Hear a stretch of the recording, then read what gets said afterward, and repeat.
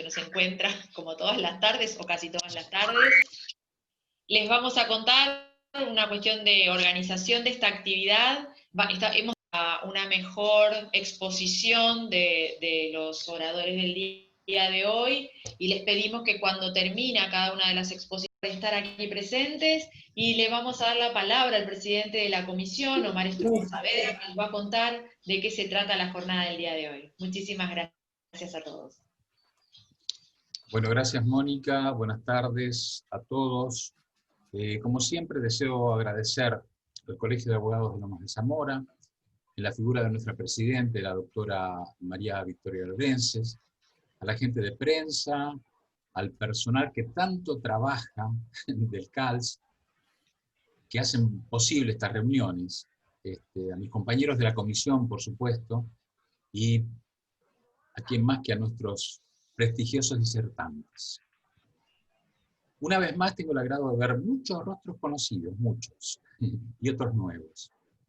Esto me alegra muchísimo, realmente. Es una señal de que estamos cada vez más unidos y se hace más firme nuestra comunicación. Antes de comenzar, me gustaría dejar una pequeña reflexión, corta. Ayer, esta habría sido una jornada más presencial, con las personas que se hubiesen hecho el tiempo para asistir. Hoy la vida decidió reunirnos de otra forma. Es distinto. Hoy estamos desde nuestros hogares, desde nuestras oficinas. Podemos compartir la palabra de nuestros disertantes solo con estar frente a nuestras computadoras, a nuestras tablets, a nuestros smartphones. Pero todo esto no es tan sencillo. Este salto que hicimos desde la presencialidad a la virtualidad ha dejado muchos colegas en el camino. Hoy, además de conocer el derecho, debemos tener buenos conocimientos de informática, poder acceder al sistema de notificaciones y presentaciones electrónicas, manejo fluido del mentado token, todo esto para expedientes judiciales y otros trámites, y ahora con el acceso a las diferentes salas virtuales, distintas plataformas, que nos permiten realizar audiencias, mediaciones, conciliaciones laborales, estar comunicados y vernos. Vernos para los que tenemos la dicha de poder hacer. También nos chocamos con la falta de criterios unánimes de los juzgados a la hora de resolver cuestiones relacionadas con la nueva modalidad de trabajo. Esto también nos coloca en un callejón, o coloca, mejor dicho, en un callejón sin salida a las personas ciegas o de baja visión. Este periodo prolongado de aislamiento ha sacado afuera las emociones y sentimientos más dispares. Profundas introspecciones, solidaridad, grandes reflexiones, irritación, desasosiego, temor, sesgada solidaridad. Hago siempre y cuando no me pase. Y afloraron también las grandes miserias humanas. Hoy, como uno más de los continuos observadores de la conducta humana, no fui ajeno a todos estos cambios que han producido en mí la más profunda sensibilidad y empatía. Días pasados, en la charla con un colega ciego, y al referir a los temas de accesibilidad informática, en un momento me dice, si no hacen más accesibles las páginas, tendré que pedir unos ojos prestados. Realmente me dejó sin palabras. Bueno, y para terminar, realmente estoy convencido de que nada puede ser puesto en funcionamiento sin tener una probada accesibilidad. Es por ese motivo que seguiremos bregando porque no se tengan que adaptar los sistemas informáticos, las páginas, los edificios, los espacios, ni los lugares de tránsito. Sino lo que debemos hacer es que todo se conciba de una forma accesible desde su creación. Bueno, es todo. Ahora sí, Moni, vamos a darle paso al primer disertante, que va a hablar sobre discapacidad y derecho sucesorio.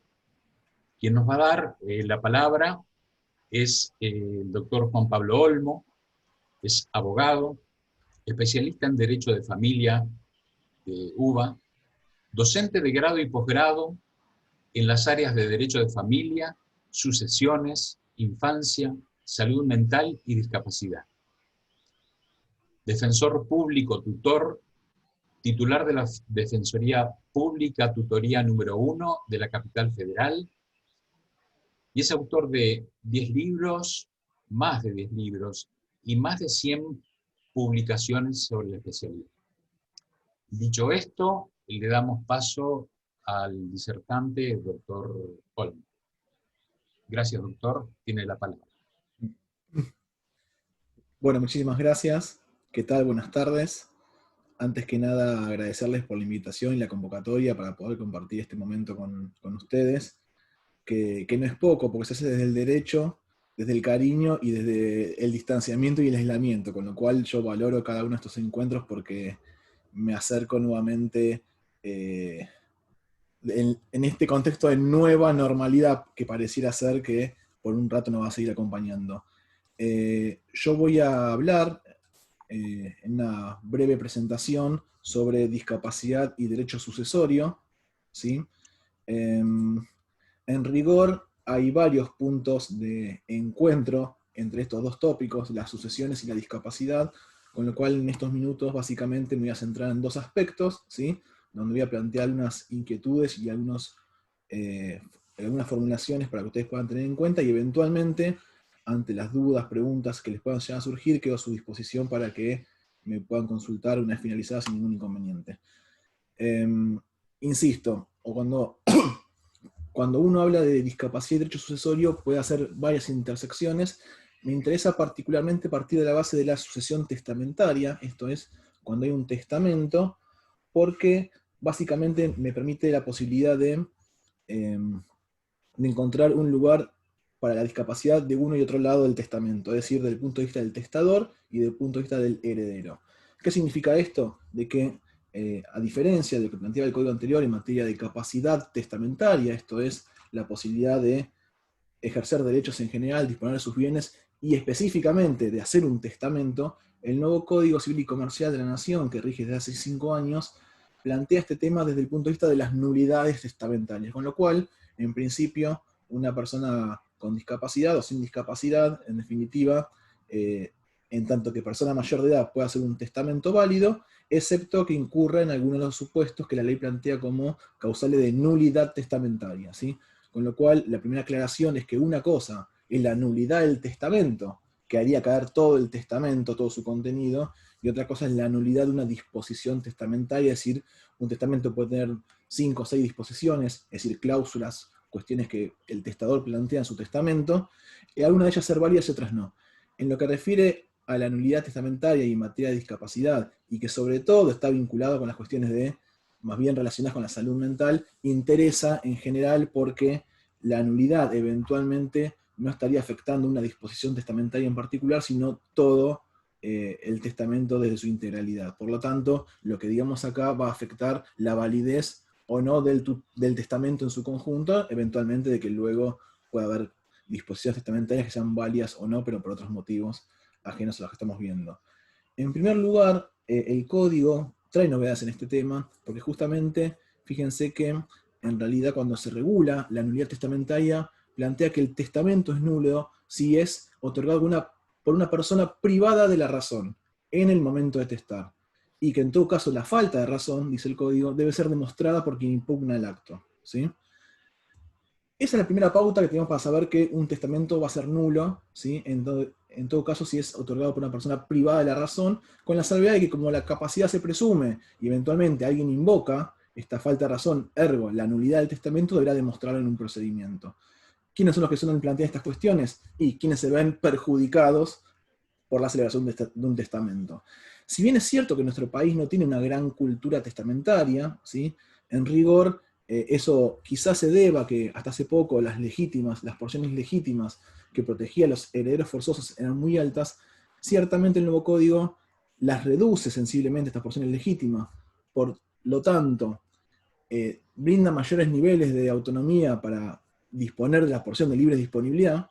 Por ejemplo, si antes la persona tenía hijos, 4/5 de la herencia, es decir, el 80%, debía sí o sí a los hijos, y un 20%, es decir, un quinto, podía disponer libremente, el nuevo código, por ejemplo, se reduce a 2/3 de porción legítima y 1/3 de porción disponible, con lo cual esto ya fomenta mayores niveles de autonomía para disponer de los bienes para luego de su muerte, y más aún si, por ejemplo, el beneficiario, el heredero es un heredero con discapacidad, donde se aumenta aún más esta posibilidad de disponibilidad, ya que se detrae parte de la porción legítima de los demás herederos forzosos, y entonces puede ser utilizada para beneficiar al heredero con discapacidad, lo que en definitiva promueve que haya mayores niveles e incentivos para, por ejemplo, hacer un testamento.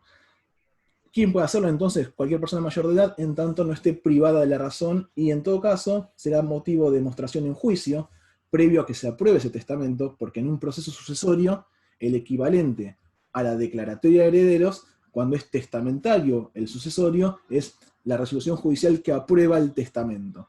Y entre otras cosas, se expide sobre la validez del testamento. ¿Sí? Es decir, si fue otorgado por persona capaz. Ergo, es válido salvo que se demuestre lo contrario, en tanto y en cuanto se demuestre que la persona está privada de la razón.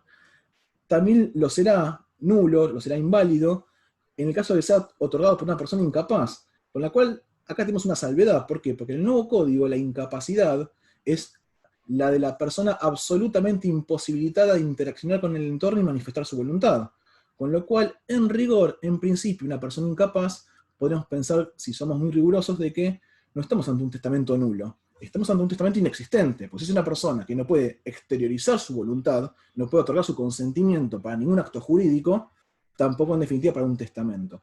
Pero lo que plantea el código dice, bueno, salvo que esté en intervalos lúcidos, es decir, que sean lo suficientemente, digamos, ciertos como para entender que, dice el código, la enfermedad, así textualmente lo dice, ha cesado por entonces. Bueno, con lo cual parecería ser que, por ejemplo, si una persona está en estado vegetativo, ergo, está absolutamente imposibilitada de interaccionar con el entorno, y esto derivó que se iniciara un proceso judicial de declaración de incapacidad con la consecuente designación de curador, que es su representante legal, sabemos que, en tanto que acto personalísimo, indelegable por parte del testador, mal podría testar por intermedio de un curador, mal podría hacerlo si está imposibilitado de interaccionar por sí mismo, pero plantea el código que cuando esta situación remite, es decir, cuando sea este intervalo lúcido, que a diferencia del código anterior habría que redefinirlo ahora, porque el intervalo lúcido no es un intervalo de lucidez en el sentido de remisión de la enfermedad mental, como decía el viejo 141 de la insania, sino que ahora parecía ser que el intervalo lúcido tiene que ver con la posibilidad, ¿sí?, más o menos cierta, de que la persona pueda interaccionar con el entorno y manifestar su voluntad. Entonces, por lo tanto, la circunstancia fáctica de la incapacidad no se vería ya reflejada en ese acto puntual de testar. Ahora bien, lo que yo me pregunto es qué pasa con el supuesto de la persona con capacidad restringida, porque ahora la regla es la capacidad restringida. Cuando hay una persona con una alteración mental permanente o prolongada, o por un motivo de adicciones, dice el artículo 32, párrafo primero del Código Civil y Comercial, el juez puede restringir la capacidad para ciertos actos, en cuyo caso ya no designa un curador, sino que designa un apoyo que lo asiste en la toma de decisiones. ¿Qué pasa entonces con la regla? Porque la excepción es la incapacidad, pero la regla, la inmensa mayoría de los casos de sentencias, ahora deberían ser de capacidad restringida. Bueno, la persona con capacidad restringida puede o no hacer un testamento. Y en rigor, fíjense que la norma no plantea en términos de restricción de la capacidad. Al igual que el matrimonio, ¿sí? La norma del código no habla de personas con o sin restricciones de la capacidad jurídica. Plantea un estándar diferenciado, que es justamente que la persona esté en conocimiento de los alcances del acto al momento de celebrarlo. Es decir, que no esté justamente privada de la razón. En esos términos lo plantea. Con lo cual, la primera reflexión sería que, independientemente de que una persona tenga capacidad restringida o no, con mayor o menor alcance, puede perfectamente hacer un testamento válido, en tanto y en cuanto la regla es su capacidad jurídica, y salvo que en un futuro, cuando se haga el juicio sucesorio, alguien demuestre que al momento de testar, la persona efectivamente en ese instante estaba privada de razón y no comprendía los alcances del acto jurídico, que en definitiva el testamento es un acto jurídico. Esto valga para el testamento por acto público o valga para el testamento hológrafo de puño y letra del testador. ¿Por qué? Porque en definitiva uno a veces piensa que el testamento es algo medio lejano. Pero si yo le digo ahora que cualquiera de nosotros agarre una hoja y ponga Buenos Aires, 5 de noviembre de 2020, yo, fulanito de tal, DNI tal, dejo todos mis bienes a mi amigo Juan y abajo firmo, en esos 3 renglones tengo un testamento válido. Tenga o no capacidad restringida, tenga o no discapacidad, etc. Es un testamento hológrafo, escrito de puño y letra, no por computadora, de puño y letra del testador, firmado con fecha cierta, y yo dispuse de mis bienes de esa manera. Salvo que el día de mañana alguien demuestre de que yo estaba privado de razón en este acto, ese testamento, así de simple, es válido, ¿sí?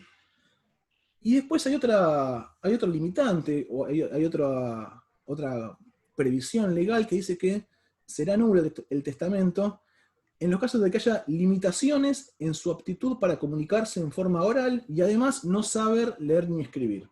Con lo cual, si esto llegara a pasar, en el caso del testamento hológrafo, ¿sí? Uno podría plantear que entonces ese testamento sería inválido. Pero acá sí hay una distinción en cuanto a la forma testamentaria. Puede no ser hológrafo, pero sí puede ser por acto público en todo caso, en tanto y en cuanto el escribano que da fe de lo que ocurre en ese acto, digamos, haga participar a un intérprete. Con lo cual una persona eventualmente con cierta cuestión de dificultad en la comunicación, digamos, o de alguna discapacidad que así se lo impide, digamos, en tanto y en cuanto pueda participar con un intérprete, ¿sí? Que canalice su voluntad a través de ese acto, ya no va a ser en forma de puño y letra del testamento hológrafo, pero sí un testamento por acto público, con lo cual queda salvado aún así esa limitación para que la persona pueda testar y disponer de sus bienes. Este sería un pequeño resumen de cómo opera este tema desde el punto de vista del testador. Ahora bien, ¿qué pasa con el punto de vista del heredero? Porque justamente una de las grandes novedades del nuevo código es qué pasa con la mejora a favor del heredero con discapacidad. ¿Y por qué yo tengo particular interés en plantear esto en términos de sucesiones testamentarias? ¿Por qué? Porque en rigor, si yo me muero ahora y tengo 2 hijos, y uno tiene una discapacidad, por ejemplo, y el otro no, como no hay testamento, mi sucesión se difiere conforme a las pautas de la ley, por el orden intestado. Es una sucesión intestada, ab intestato, sin testamento. Por lo tanto, hay una presunción iure de iure, esto es que no admite prueba en contraria, que determina para la ley cuáles son mis afectos y a quién hubiera querido dejarle mis bienes. Y esto no es más ni menos que el orden intestado. Por lo tanto, la ley no distingue capacidad, discapacidad, capacidad restringida, ni nada, sino que se va a repartir mis bienes entre mis hijos, si tengo cónyuge, también con mi cónyuge, si no tengo hijos ni nietos, van a ir recién a mis ascendientes, padres, abuelos, si no, mi cónyuge solo, y si no tengo ni descendientes, ni ascendientes, ni cónyuge, va a ir a mis parientes colaterales hasta el 4º grado. Hermanos bilaterales y unilaterales, primos, sobrinos, tíos, con lo cual cobra interés el tema de la discapacidad en el caso de la sucesión testamentaria. ¿Por qué? Porque si yo no digo nada, se reparte así, conforme a lo que dice la ley. En cambio, si yo tengo un hijo con discapacidad, puedo beneficiarlo. En rigor, la regla es la igualdad entre los hijos, ¿sí? Pero esta igualdad de los hijos se puede, digamos, desvirtuar, pero con ciertos límites. ¿Por qué? Porque si yo tengo un acervo hereditario, yo tengo bienes, ¿sí? Por 90.000, por ejemplo, y yo me muero hoy y tengo 2 hijos, uno con discapacidad y otro sin discapacidad, en rigor el orden intestado, ¿qué es lo que va a decir? Reciben mitad cada uno de mis hijos. Reciben 45.000 cada uno. Ahora bien, ¿por qué? Porque la regla es la igualdad entre los herederos. Yo podría decir, momento, si yo tengo 2 hijos, quiero que uno reciba más que otro, por el motivo que se me ocurra a mí. Por lo tanto, como mis hijos tienen una porción legítima de 2/3 de la herencia, y 1/3 yo puedo disponerlo libremente, sea a favor de un tercero, un amigo, por ejemplo, o sea a favor de uno de mis propios hijos, en cuyo caso los estoy mejorando, porque le estoy dejando más de lo que le hubiera tocado ya de por sí, yo podría, por ejemplo, con esos 2/3 de la herencia de 90.000, a dividir mitad cada uno, porque es su porción legítima, y el tercio restante de 30.000, mejorarlo a uno de mis 2 hijos, ¿no? Eso siempre existió en nuestro código, con la salvedad de que la disposición disponible era más chiquita antes. Con el nuevo código no solo que me amplía la libre disponibilidad, que ahora tengo 1/3, no solamente ese quinto famoso de que era un 20% según el viejo código, sino que además, si uno de esos 2 hijos tiene una discapacidad, puedo mejorarlo aún más todavía. Con lo cual, primer punto, la discapacidad no da un mejor derecho. Esto es, yo me muero, no hago testamento, no digo nada, reciben mitad cada uno. No, porque yo tengo una discapacidad y tengo derecho a... No, porque el código dice de que el causante, es decir, el testador, puede disponer. Si así lo desea, puede mejorar a un heredero con discapacidad en detrimento del otro heredero sin discapacidad. Y si no quiere, no lo hace, ¿sí? Entonces, lo primero es que es estrictamente voluntario por parte del testador querer beneficiar a su descendiente o ascendiente, por ejemplo, con discapacidad si así lo desea. Por el medio que estime más conveniente, incluso un fideicomiso, dice el código. Bueno, el medio más conveniente podría ser, por ejemplo, ese testamento que yo recién les ofrecí que pudieran escribir. Buenos Aires, 5 de noviembre de 2020, yo, Juan Pablo Olmo, DNI tanto, dispongo de mis bienes mediante este testamento, para lo cual dejo la mejora a favor del heredero con discapacidad de mi hijo fulanito de tal en este acto. Punto. Firmo. En estos 60 segundos ya hice un testamento dejando la mejora a favor de un heredero con discapacidad. No tiene más ciencia que eso, ¿sí? No hubo un escribano, no gasté plata, no nada. Hice una mejora a favor de un heredero con discapacidad en este mismo instante, ¿sí? De mi puño y letra. Porque uno de los medios, por ejemplo, es no solamente un fideicomiso, es, por ejemplo, dejar la porción de mejora estricta, ¿sí? Además de la porción disponible, este es un tecnicismo, pero en la doctrina se discute si yo mi porción disponible debo dejársela al heredero con discapacidad y además dejarle la mejora estricta, es decir, dejarle todo el combo, o podría, por ejemplo, la porción disponible de un tercio, que ya la tengo, dejársela a un amigo, y a mi heredero con discapacidad dejarle únicamente la porción de mejora estricta, es decir, esa mejora específica que plantea el nuevo código. En mi opinión, son dos porciones independientes, escindibles, cada una va por su lado. Si yo quisiera a mi hijo con discapacidad dejarle la porción disponible, que ya puedo hacerlo porque ya puede hacerlo con el viejo código, más la porción de mejora estricta, perfecto. Ahora, si yo lo que yo quiero es dejarle la porción de mejora estricta y no la porción disponible, en mi opinión también podría hacerlo. Esto es opinión mayoritaria, aunque hay una pequeña doctrina, muy prestigiosa, por cierto, que considera lo contrario. ¿Cuánto le puedo dejar de mejora estricta, dice el código, al heredero con discapacidad? Un tercio de las porciones legítimas. Ergo, no es que hay un tercio disponible que haga lo que quiero, más de un tercio de mejora estricta. ¿Por qué? Porque no es un tercio de la herencia, es un tercio de las porciones legítimas. Y si las porciones legítimas son de 2/3, porque tengo descendientes, y yo digo que es un tercio de la legítima, si un tercio de 2/3, ergo son 2/9. Yo pido disculpas porque sé que estudiamos derecho para no hablar de fracciones ni de números, pero evidentemente el derecho sucesorio nos obliga a plantearlo en estos términos. Por lo tanto, fíjense, si yo tengo una sucesión de 90.000 y no digo nada, 45 y 45. Si yo tengo una sucesión de 90.000 y quiero mejorar a uno de mis hijos con o sin discapacidad, puedo mejorarlo por un tercio, son 30.000. Con lo cual, le dejo los 30.000 de porción disponible y los 60 que son de porción legítima, se los dejo mitad cada uno porque es lo que les corresponde. Con lo cual uno recibe 60 y otro recibe 30. La novedad del heredero con discapacidad es que puedo dejarle la porción disponible más un tercio de las porciones legítimas. Dijimos que son 2/9, por lo tanto, le dejo 2/9 como mejora estricta. Le dejo un tercio disponible, que con el denominador común 9 sería 3/9. Ahí voy 5/9. Y los 4/9 restantes, divididos entre quiénes? Entre mis dos hijos, en definitiva. Porque el hijo con discapacidad también es un hijo más, es un hijo forzoso, con lo cual los 4/9 dividido 2. Con lo cual, fíjense, en la hipótesis de máxima, yo teniendo dos hijos y una herencia de 90.000, podría finalmente dejarle al hijo con discapacidad 70.000 y al hijo sin discapacidad los 20.000 restantes.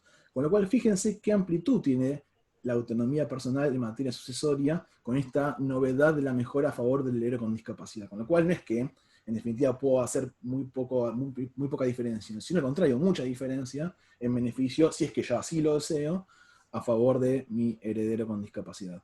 ¿Qué heredero con discapacidad? ¿El descendiente o el ascendiente? El código no incluyó, sin embargo, el caso del cónyuge. Se argumenta que el cónyuge tiene otros beneficios en materia sucesoria. En mi opinión, no es razonable ese razonamiento porque justamente con ese criterio los hijos también tienen otros beneficios, por ejemplo, la porción legítima, por ejemplo. Con lo cual acá lo que estamos hablando es de discapacidad. Ergo, se debió, y la doctrina así lo entiende, incluir al cónyuge con discapacidad entre los beneficiarios, pero lo cierto es que la ley no lo prevé y solo se puede beneficiar a los hijos con discapacidad, y si no hay hijos, ahí recién se puede beneficiar a los ascendientes con discapacidad. Porque en rigor, si yo quiero beneficiar a mi padre que tiene discapacidad, pero si yo tengo hijos, técnicamente mi padre no es un heredero con discapacidad porque no es heredero, porque mis hijos lo desplazan en la sucesión mía. Con discapacidad, finalmente. ¿Qué significa un heredero con discapacidad? ¿Significa, como dijimos antes, privado de razón? No. ¿Significa incapaz? No. ¿Con capacidad restringida? No. Con discapacidad. Es decir, el código plantea un concepto de qué se entiende de persona con discapacidad en el propio artículo 2448. Dicho sea de paso, es un concepto que yo sostengo que no se acorde a la convención, sino que se acorde a las leyes argentinas sobre discapacidad, a la 22431 y la 24901. De hecho, está calcada de esas leyes esta definición. Pero de todas formas, lo importante es que yo no puedo, o no necesariamente puedo, beneficiar a mi hijo con incapacidad o a mi hijo con capacidad restringida. Yo puedo beneficiar a mi hijo con discapacidad. Tanto es así que quizás mi hijo tiene una discapacidad física que no meritaría una sentencia de restricción de la capacidad y aún así podría beneficiarlo, por ejemplo, porque en definitiva tiene discapacidad física, sensorial, etc. A la inversa, por ejemplo, podría tener una capacidad restringida por motivos de adicciones y aún así no tener una discapacidad. Por lo tanto, en ese caso, la persona con capacidad restringida no sería beneficiaria de la mejora. Ergo, fíjense que en materia sucesoria, para resumir, tenemos dos estándares diferenciados, según nos pongamos desde el punto de vista del testador o del heredero, que va a heredar al causante, al testador, donde la capacidad para suceder y, a contrario sensu, las nulidades testamentarias, esto es, que el testamento no sea válido, se rige según un criterio vinculado a la capacidad jurídica, donde la regla es la capacidad, cualquier persona con discapacidad puede hacer un testamento, salvo que se demuestre que el momento del acto está privado de la razón, ¿sí? Y que lo invoquen y lo fundamenten y se demuestre en juicio, salvo que haya sido declarado incapaz, ¿sí? Dejando a salvo el supuesto del intervalo lúcido, y aún así, si tuviera dificultades en la comunicación, de hecho el viejo código hablaba del sordomudo que no podía hacer testamento, el nuevo código plantea ciertas dificultades en la comunicación que harían válido el testamento, en tanto y en cuanto intervenga un intérprete en el acto, en el testamento por acto Doctor, público ante un escribano, por contraposición al estándar del heredero, donde no es un heredero ni con incapacidad ni con capacidad restringida, donde la variable no es la capacidad, sino que la variable es la discapacidad, y eso es lo que lo hace beneficiario de la mejora, esta mayor porción, en tanto y en cuanto en sí misma no da un mejor derecho, sino que depende del causante que así lo quiera beneficiar de esta manera voluntariamente en su testamento. Con lo cual, ahí están los estándares diferenciados, de entre tantos otros, sobre qué aspectos interesa la discapacidad en materia de derecho sucesorio. Así que, bueno, yo redondeo acá, ¿sí? Y bueno, quedo a gracias, disposición de doctor. ustedes para sus preguntas. Gracias, excelente. Le iba a decir que tenía 5 minutos. Bueno, adelante con las preguntas entonces.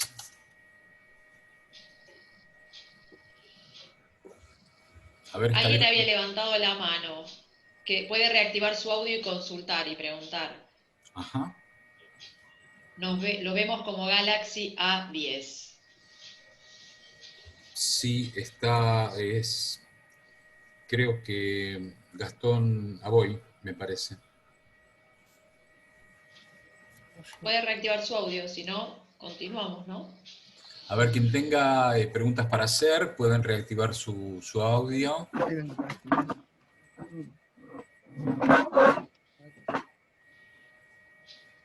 Bueno. Hola. ¿Sí? Hola, ¿me escuchan? Sí, adelante. Omar. ¿Sí? Sí. Omar, ¿qué tal? Rodrigo Bedoya. ¿Qué tal, ¿Cómo Rodrigo? estás? ¿Cómo Tenía estás, Rodrigo? una consulta, muy bien, muchas gracias por esta oportunidad. Quería consultarle a Juan Pablo, cómo es en el caso de que el único sucesor que quede sea discapacitado y ya haya una curatela de por medio. Porque es justo un caso que tengo ahora y la verdad es que me es difícil encararlo, no sé cómo presentarme, o sea, a mí me contacta la tía de este señor discapacitado, a su vez la hija es la curadora, está peleado con la hija dispone de los bienes de forma comercial cuando sé que no lo puedo hacer, o sea, sé que me tengo que presentar en la curatela, ¿no? Pero digamos, por el lado de la discapacidad, digo, y este hombre que queda como sucesor de todo, ¿hay algún tipo de régimen especial, algo en particular que yo pueda ver o que yo pueda hacer para mejorar esta situación, esta persona? Perdón, ¿la persona con discapacidad sería el causante en este ejemplo? No, es el sucesor de todo, Bueno, a ver, el único sucesor. bueno, una persona X va a fallecer, va a ser el futuro causante, digamos, y tiene un hijo que es una persona con discapacidad. Si esta Sí, persona, el causante, digamos, ¿no? Llamémoslo así, no está casado, ¿sí? Sino que solamente tiene, por ejemplo, hijos, y es el único hijo que hay, sí, eh, tal cual.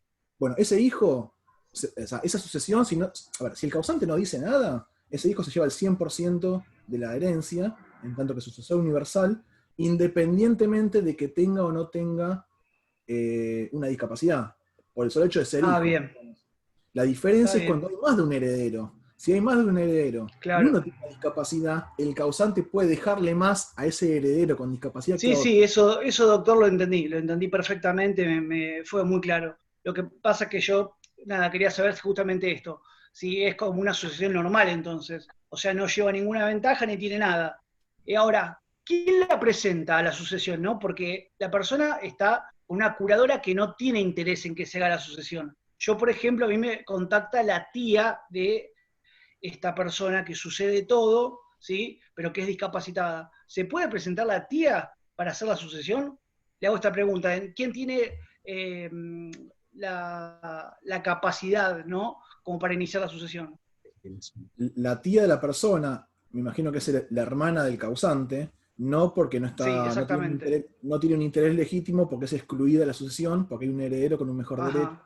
que es este hijo, con lo cual mal podría hacerlo. ¿Quién puede hacerlo? El hijo directamente. Si tiene un curador, por ejemplo, que será, me imagino será una vieja sentencia de Insania, supongo yo, por eso es que tiene un curador Sí, todavía, nunca se revisó. sí. Puede ocurrir, todavía hay un resario de casos así. En ese caso estaríamos técnicamente ante una persona incapaz, beneficiario de un 100% de una herencia, donde Sí. por sí mismo, en principio, debería hacer la sucesión, pero como es incapaz no puede, ergo debería hacerlo a través de su curador, que es su representante legal, donde no hay ningún riesgo, porque si la persona Y le hago la falleció, última pregunta. perdón, No, está bien, pero segundo. ahí viene el tema, le interrumpo con esto. Porque a la curadora, ¿sí? Que está disponiendo de los bienes, no le interesa que se haga la sucesión, porque ella está disponiendo libremente de los bienes, cosa que no podría hacer. ¿Me Bueno, no, entiende lo cual es el no, punto? ahí la tía tiene que ir a lo que sería la Defensoría de Menores Incapaces, en provincia la Sí. Asesoría de Incapaces, plantear esta situación, determinar si hay un conflicto de interés eventualmente entre esta curadora y esta persona declarada incapaz, y en Ahí cuyo está. caso, el desmedro del interés patrimonial del incapaz habría que, si se da el caso, proceder a la remoción del curador y designar otro en su reemplazo. Ahí está, esa es la respuesta. Bueno, muchísimas gracias, fue muy claro. No, por favor, me va a venir a buscar la curadora. Gracias. Bueno, ¿alguna otra persona más que tenga alguna pregunta para el doctor Olmo? Ahí Rodrigo creo que está levantando la mano. Buenas tardes, Juan Pablo. Le quería preguntar, mi abuela tiene 18 hijos, tiene una nieta que es discapacitada, tiene 17 años. En ese caso, ¿la casa se la puede dejar a la nieta por ser discapacitada? La Si nieta le tiene a pasa la madre algo. viva. ¿Cómo? La nieta tiene a la madre viva, es decir, a la hija de esta señora viva. Sí, Bueno, sí. esa nieta no es heredera, por empezar, porque la madre la desplaza a esa nieta. Hay una señora, que llamémosla abuela en este caso, en este ejemplo, tiene una hija que sería la madre de esta adolescente. Esa hija es la que va a recibir un 18avo de la herencia, porque son 18 hijos en ese ejemplo. Con lo cual, esta nieta no es heredera. Tiene discapacidad, pero no es heredera con discapacidad, porque hay una persona en el medio, que sería el descendiente en primer grado, sería la hija de esta mujer. Lo que sí puede hacer esta persona, esta abuela, digamos, digo abuela por la relación con la nieta, ¿no? Es hacer uso de la porción disponible como mejor le parezca. Con lo cual, la porción disponible de un tercio de la herencia, hay que ver cómo se conforma ese tercio de la herencia, porque si hay muchos inmuebles, un tercio puede ser esa casa puntualmente. Si hay una única casa, nada más, esa casa va a estar dividida entre 18 hijos, con la salvedad de que hay un tercio de esa casa que podría sí ser dejada como una especie de un legado, por ejemplo, a favor de esta nieta, pero no por el motivo de la discapacidad, porque en rigor técnicamente no es una heredera con discapacidad. Esa nieta tiene el mismo carácter que un amigo, que un vecino. Es ajena a la sucesión esa nieta. ¿Por qué? Porque en el medio hay un eslabón que sería la madre de ella. Bien, muchísimas gracias. De nada. Bueno, muchas gracias, doctor. Excelente exposición. Bueno, entonces pasamos, a ver, pasamos directamente a nuestra querida doctora Alicia Taliers. Bueno, ¿qué decir de la doctora? Es muy humilde ella en su currículum. No quiere que pongamos todo, entonces nos adherimos a lo que ella nada más pidió que pongamos.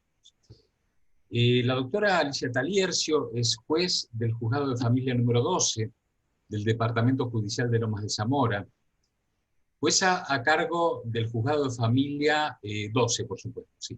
Directora del Instituto de Familia del Colegio de Abogados de Lomas de Zamora.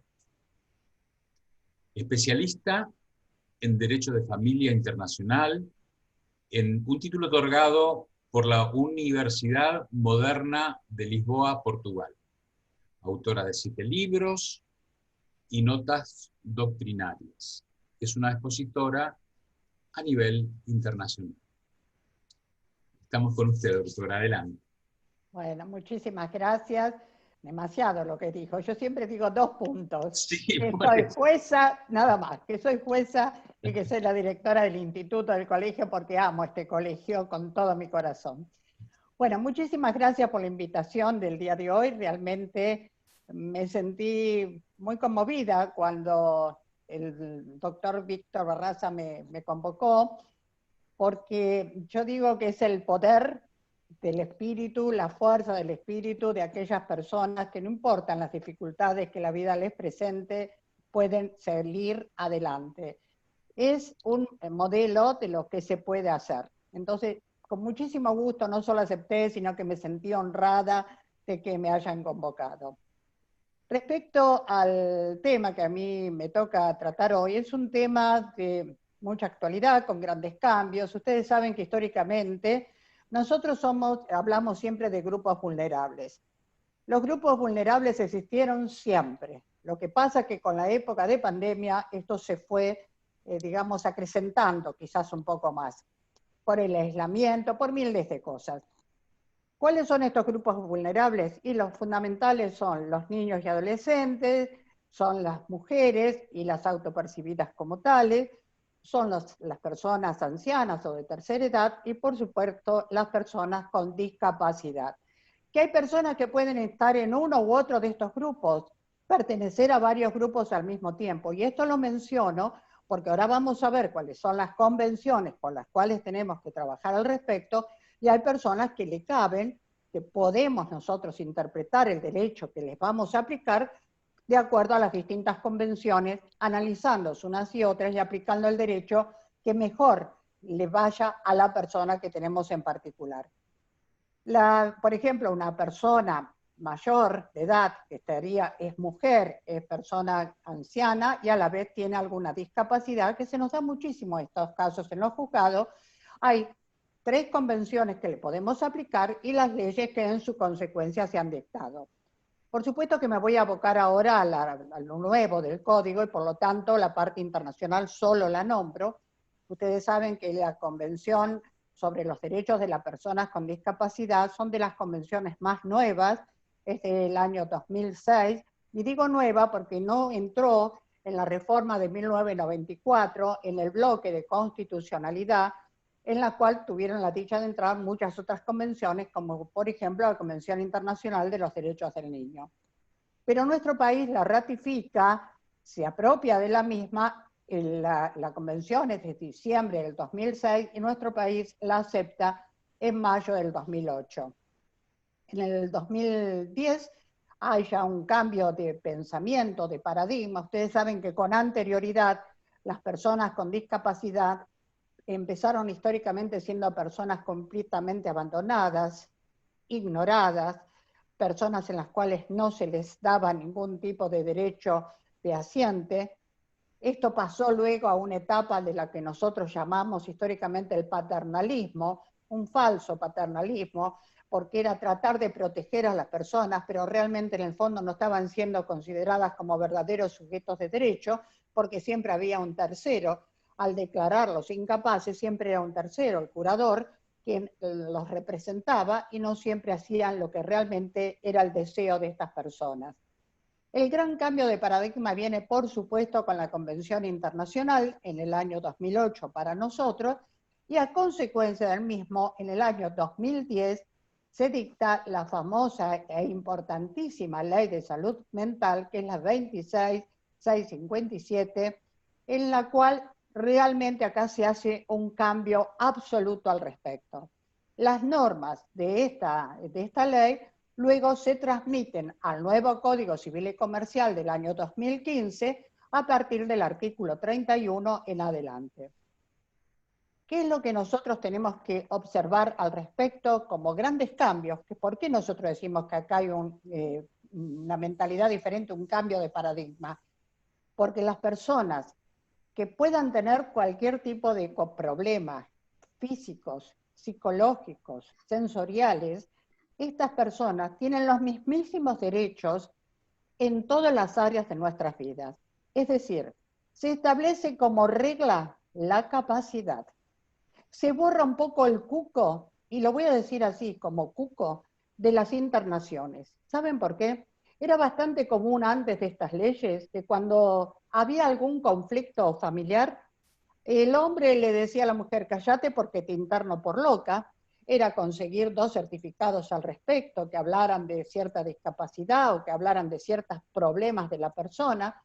O el padre decirle al hijo, mirá, si no te portas bien te llevo a un reformatorio.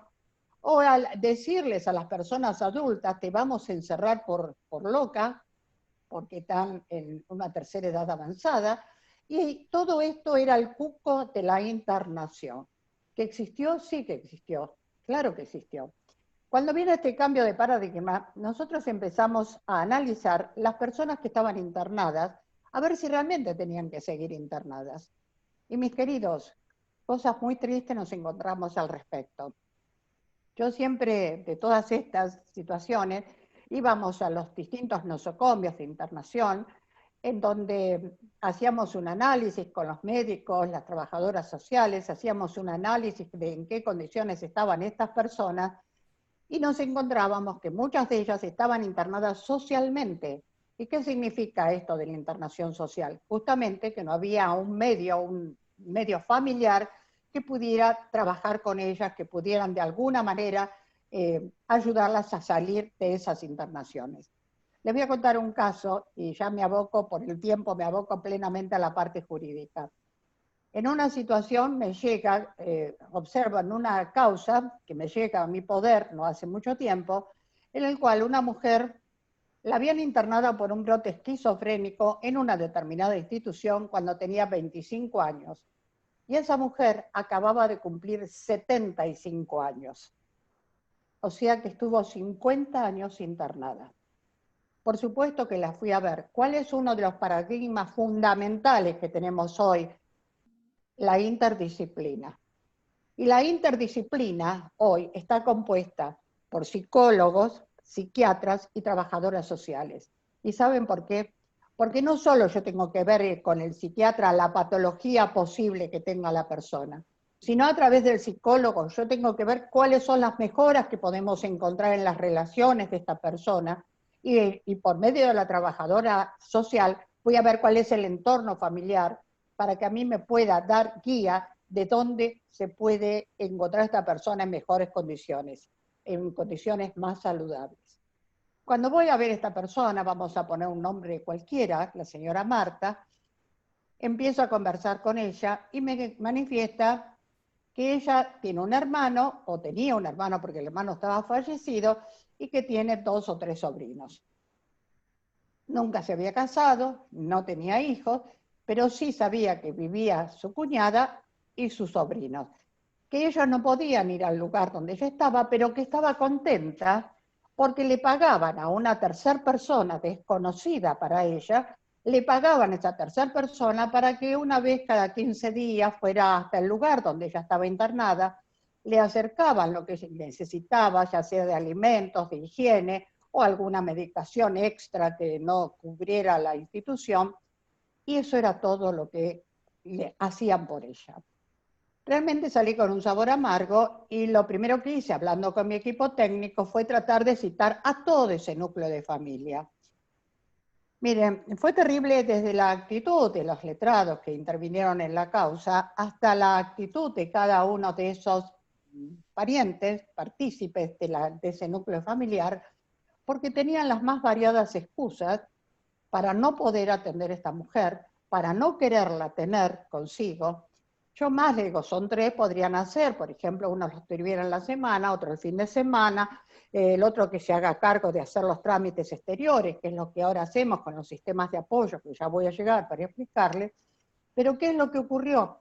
Me dieron las más variadas excusas. Realmente ese día estaba un poquito enojada, le dije, mire, les voy a dejar para que reflexionen una semana, nos volvemos a reunir la semana que viene, esto fue antes de la pandemia, y me tienen que traer una respuesta.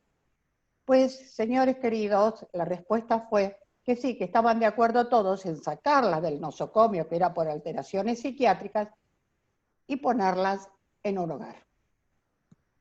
Realmente a mí me impactó esto brutalmente, pero no se puede forzar a la gente a querer al otro. No puede forzar a cuidar al otro. Hay cosas que nacen de la humanidad de cada uno de nosotros y no lo podemos obligar a hacer, porque sería más iatrogénico todavía para la persona. Si yo lo obligaba a ir con determinados sobrinos, sería más duro todavía. Entonces, con cierta tristeza me fui hasta el lugar donde estaba internada, porque ya hacíamos periódicamente, la iba a visitar, y le dije a esta señora cuál era. Empecé a hablarle un poquito de la situación, qué le parecía a ella, cambiar por otro lugar, porque entonces ella captó, yo creo, mi estado de ánimo, que no era el mejor. Me dijo, Alicia, no te preocupes, mira, estas 4 paredes ya son mi familia, ya son mi casa. Los doctores Juancito y Pedro son los que me cuidan y me atienden. La enfermera Marita es una dulce conmigo. Yo ya tengo mi familia. No me cambies de lugar, porque si yo me cambio de lugar, no voy a poder vivir. Y ¿saben qué, señores? Con mucho dolor, y lo digo y me emociono porque fue un caso para mí impactante, la dejé a Marta en ese lugar, en ese nosocomio, donde su familia se había convertido en los médicos, los enfermeros y algunos que otros de los internados que no estaban tan alterados y con los cuales ella podía intercambiar ideas. Pero Marta era una persona que podía salir, y era una persona que tenía el derecho a conocer la vida, a saber lo que era un shopping, porque ya ni sabía que en nuestras charlas, ¿no? Ya ni sabía lo que era un shopping. En fin, un montón de cosas que se perdió. Lamentablemente el COVID se la cobró y hoy por hoy ya no la tenemos. Pero realmente fue durísimo porque fíjense, podía haber vivido de otra manera, en otras circunstancias, aunque sean los últimos años o momentos de su vida. ¿Qué es lo que hace el nuevo Código Civil y Comercial? Es decirnos, señores, hoy por hoy la capacidad es la regla y la incapacidad o la discapacidad es la excepción. Cuando se inicia un juicio, hoy no iniciamos juicios de insania, como se decía antes, que sonaba tan feo, insania y curatela. Se borró eso. Hoy cuando se inicia un juicio de determinación de capacidad. Porque lo que yo voy a evaluar y vamos a trabajar dentro del expediente es cuáles son las posibles capacidades restringidas que tiene la persona. Es decir, la regla es la capacidad. Y como juez lo que voy a evaluar a lo largo del procedimiento va a ser en qué cosas, por la negativa, que en qué cosas esta persona no puede valerse por sí mismo y necesita de la colaboración, del apoyo, de la asistencia de un tercero. Y acá vamos a hablar entonces del famoso sistema de apoyo. Antes nosotros decíamos curador. ¿El curador qué era? Un representante de la persona incapaz que actuaba representando no solo en los bienes, sino también en la persona. La persona con discapacidad o incapaz, como se le decía, era una persona prácticamente como una persona muerta civil, porque todo pasaba por las manos del curador. Hoy por hoy esto se borró. La persona tiene los derechos, todos los derechos que yo no digo que no tiene. ¿Me comprenden? Voy por la negativa. Lo que voy a decir, a través de lo que me informe el equipo interdisciplinario, ¿qué actos esta persona sola no puede llevar adelante porque le sería de algún modo perjudicial? Y esos actos van a tener la colaboración para poderlos realizar, la colaboración, la ayuda, el acompañamiento del que se llama las personas de sistema de apoyo.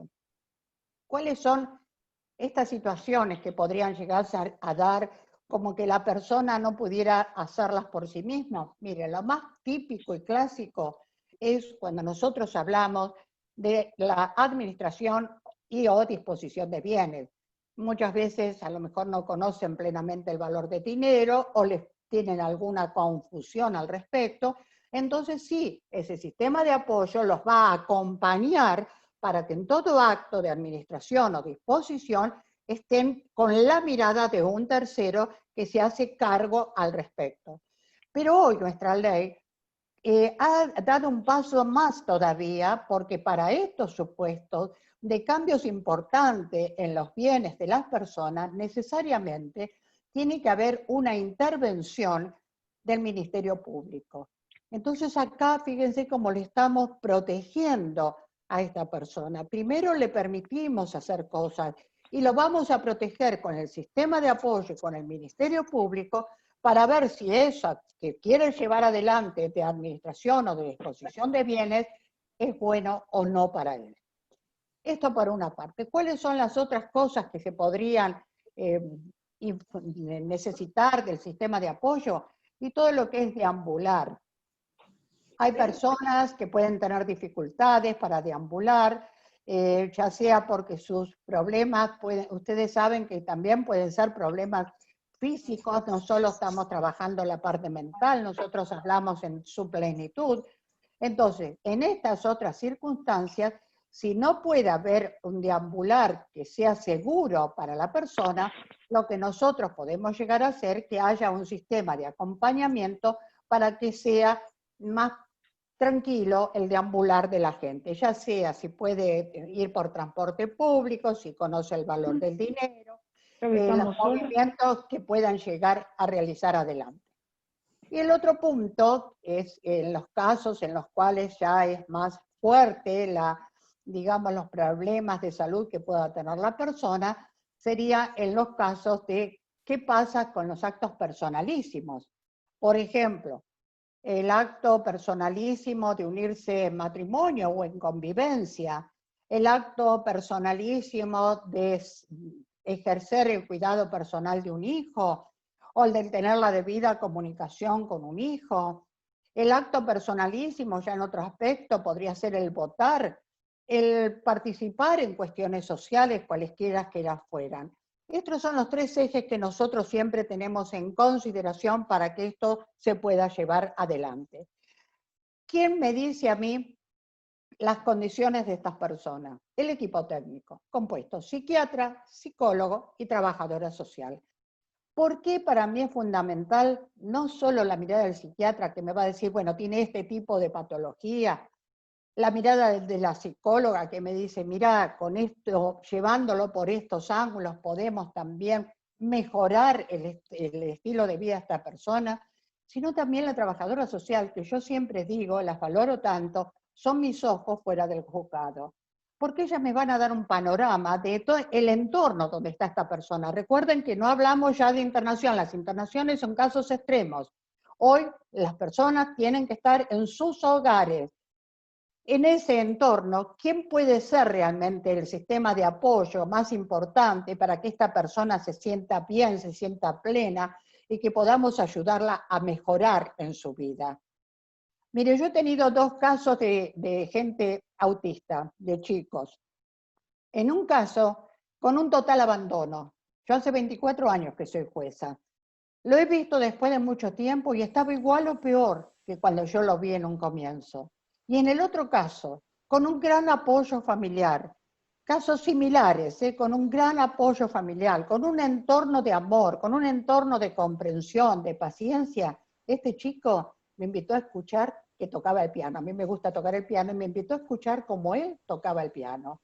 Fíjense lo trascendente que es el entorno para poder colaborar para que esta persona pueda salir adelante. Cuando yo dicto una sentencia, lo que voy a poner es el diagnóstico de la persona, voy a poner desde qué fecha es ese diagnóstico, si es de larga data, si es reciente, hay casos que han sido por accidentes, por ejemplo, y a partir del accidente en adelante quedan con ciertas imposibilidades. Yo he tenido una persona divina, a la que quiero muchísimo, que quedó ciega después de un accidente. Entonces, estas personas yo tengo que evaluar en qué momento comenzó su problemática y en qué condiciones comenzó su problemática de acá a futuro. Y voy a evaluar la cronicidad o no de su problema. Si tiene un tipo de problema que puede a futuro evolucionar positivamente, lo vamos a poner. Y si no lo tiene, también lo vamos a poner. Pero hay un punto trascendente hoy por hoy, que es lo que se habló recién, es el punto de que hoy todas las sentencias, los jueces tenemos la obligación de revisarlas cada 3 años. Y está perfecto, porque hay grandes avances en la ciencia, hay grandes avances médicos que a lo mejor a esta persona que yo le había dicho que no podía disponer o administrar bienes, hoy con la medicación o con la activación que le han realizado, hoy esa persona a lo mejor lo puede llevar a cabo. Y yo eso lo voy a tener en cuenta. Si la persona que tiene una determinación, una restricción en la capacidad, esa persona en cualquier momento, no hace falta que espere los 3 años, me puede pedir a mí que revise la sentencia diciéndome, mire, yo me siento mejor, yo quiero tener más posibilidades de actuar, y yo lo tengo que hacer. Yo lo tengo que hacer porque esto es fundamental. Y el otro punto clave es el sistema de apoyo. ¿A quién voy a nombrar de sistema de apoyo? Bueno, esto, mire, ustedes no saben lo trascendente que es hoy poner un sistema de apoyo adecuado. Fíjense, el Rodrigo, creo que era el joven que decía del sistema de apoyo que no funcionaba, con toda la razón del mundo, se lo doy. Ese sistema de apoyo no sirve, mis queridos. Entonces, si era la antigua curatela, y yo voy a hacer una revisión de sentencia, que hay que pedirla, si el juez no la hizo, la pueden solicitar, la revisión de sentencia, a mí me pueden decir, mire, esta persona que estaba nombrada antiguamente curadora o más recientemente como sistema de apoyo, no está cumpliendo su función.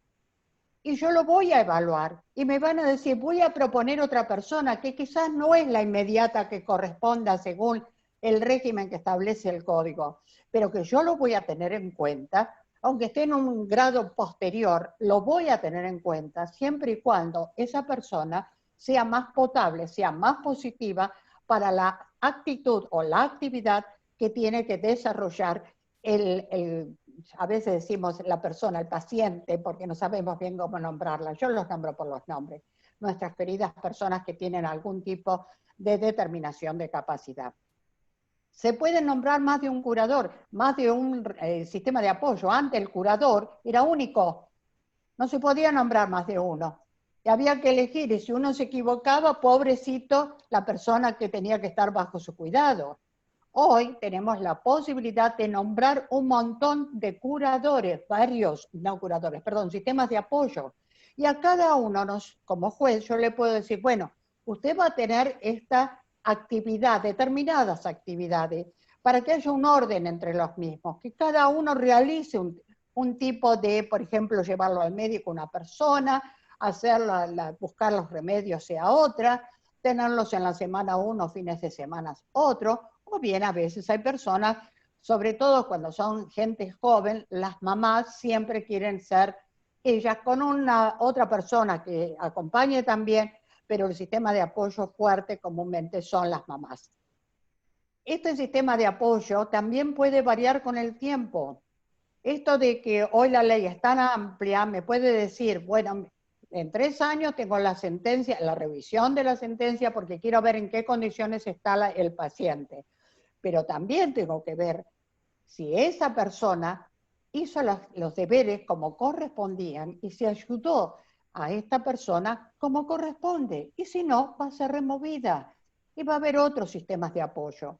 Para las personas con sistema de apoyo hoy es muy sencillo, como era antes para el curador también, que son 3 testigos que hablan de la idoneidad de esta persona. Pero entonces, bueno, se pueden poner los testigos que digan que esa persona no está cumpliendo con estos principios de idoneidad y proponer a otra, en cambio, que sí va a cubrir los mismos. Perdón, doctora, 5 minutos. Gracias. Bueno, voy a redondear porque me gusta mucho y me apasiona mucho este tema, porque es un tema que lo veo muy candente. Yo entonces les voy a redondear lo que pasa con la pandemia. Mire, nosotros tenemos una obligación como jueces de tener un contacto personal con la persona a la cual le vamos a dar una determinación de capacidad.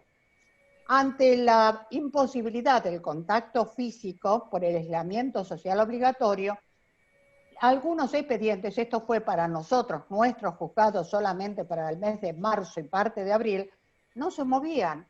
Entonces, bueno, ahí dijimos, no, esto no puede ser de ninguna manera. A la gente hay que ayudarla. No puedo paralizar, sacar una sentencia porque no me puedo entrevistar. Y empezamos a establecer el sistema por medios telemáticos.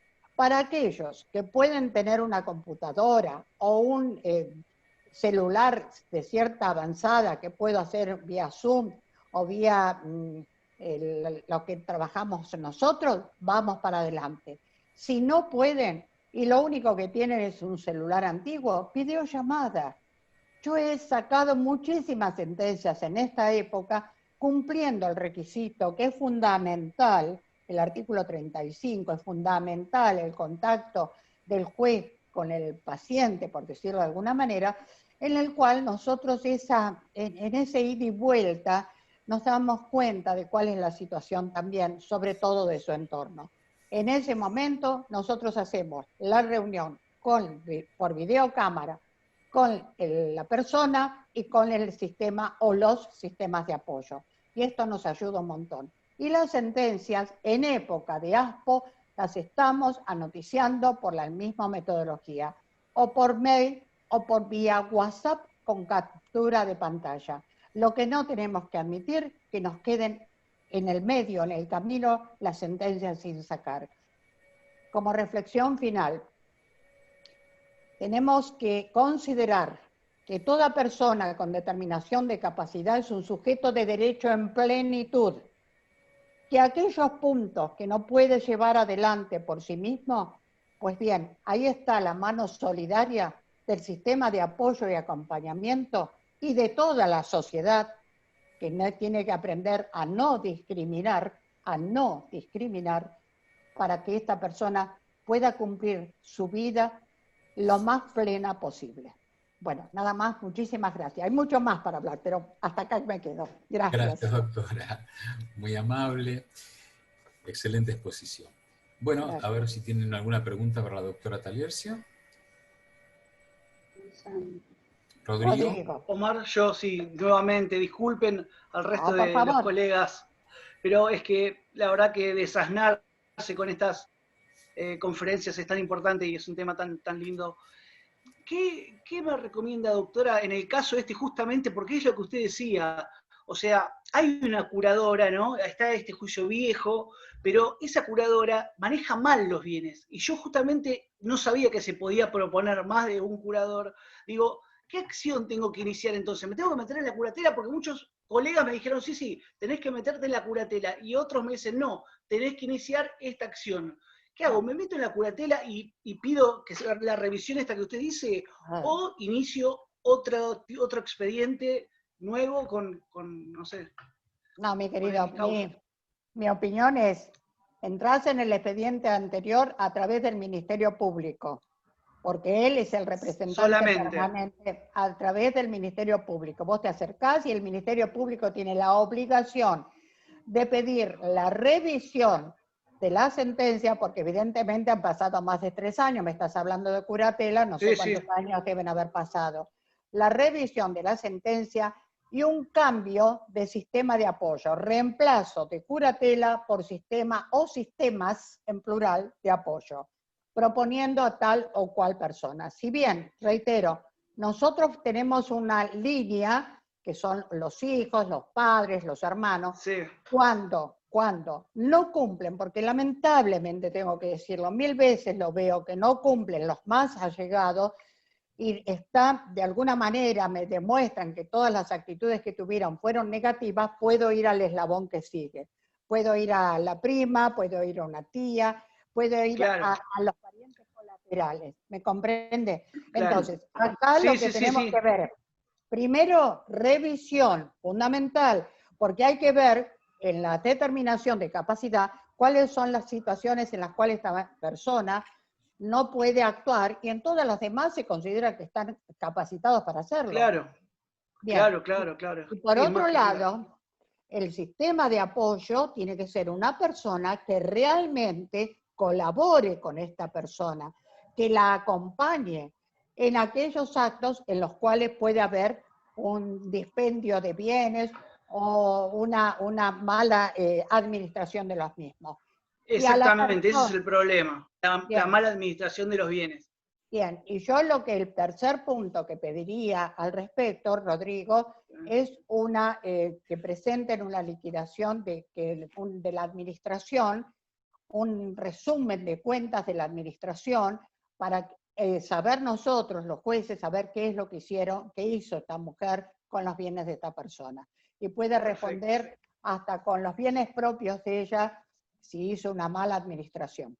Esos serían los 3 puntos. Doctor. Revisión, clarísimo. Sistema de apoyo y rendición de cuentas. Perfecto, doctora. Gracias. Muchísimas gracias. Una última... Gracias, Omar. No, por favor. Una última pregunta de María Capellano.